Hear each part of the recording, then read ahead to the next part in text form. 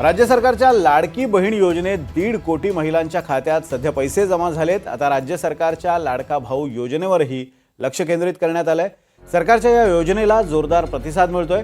आतापर्यंत 2 लाखांपेक्षा जास्त तरुणांनी नोंदणी केली असून 1 लाख तरुणांची यात निवड झाली आहे, तर 60,000 प्रशिक्षणात रुजू सुद्धा झालेत। याविषयी कॅबिनेट मंत्री मंगलप्रभात लोढांशी आम्ही बातचीत केली। आमचे प्रतिनिधी सागर कुलकर्णींनी बातचीत केली, तेव्हा लोढा काय म्हणाले ते आपण पाहूयात।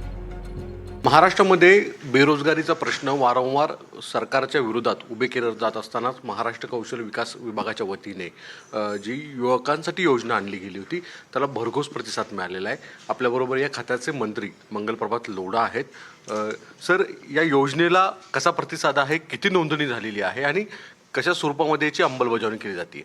मुख्यमंत्री युवा कार्य प्रशिक्षण योजनांना अतिशय चांगला प्रतिसाद महाराष्ट्रामध्ये मिळालेला आहे। आजपर्यंत 1,10,000 हा आकडा पण आज गाठला। 1,10,000 युवक युवत्यांची निवड झाली आहे। त्यामध्ये 60,000 युवक युवत्यांना आजपर्यंत ते रजू झाले आहे आणि टोटल जे विद्यार्थी आहेत त्यांचे 2,20,000 पेक्षा जास्त विद्यार्थ्यांना आपले यासाठी आपला इंटरेस्ट दाखवला आहे की आम्ही पात्र आहे आणि 8,250 पेक्षा जास्त आस्थापनाने पण आपला रजिस्ट्रेशन केलं आहे की आम्ही सरकारच्या योजनामध्ये आम्हाला सहभाग घ्यायचा आहे आणि आम्ही लोकांना रोजगार देऊ।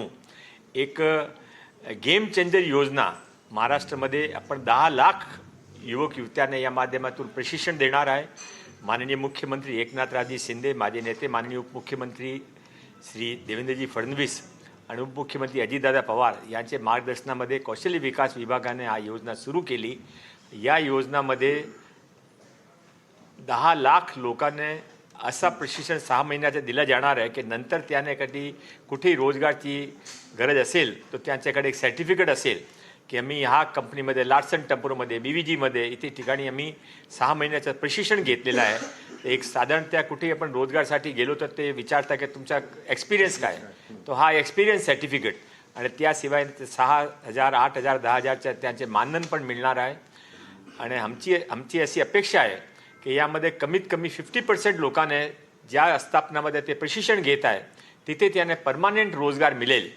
10 लाख युवक युवत्यांना प्रशिक्षण देण्याचे आमचा उद्देश जे होता ते 2 महिन्यामध्ये आम्ही टार्गेट अचीव करू असं आजचा जे आमचा रिझल्ट आहे त्यामध्ये मी सांगू शकता। लोढा साहेब, ह्या युवकांनी कुठं रजिस्ट्रेशन करायचं आहे परत एकदा सांगा, कारण की हे सरकारच्या वतीने सांगितलंच आहे, पण या निमित्तानं परत एकदा रजिस्ट्रेशन विद्यार्थ्यांनी या स्कीमसाठी कुठे करायचं आहे?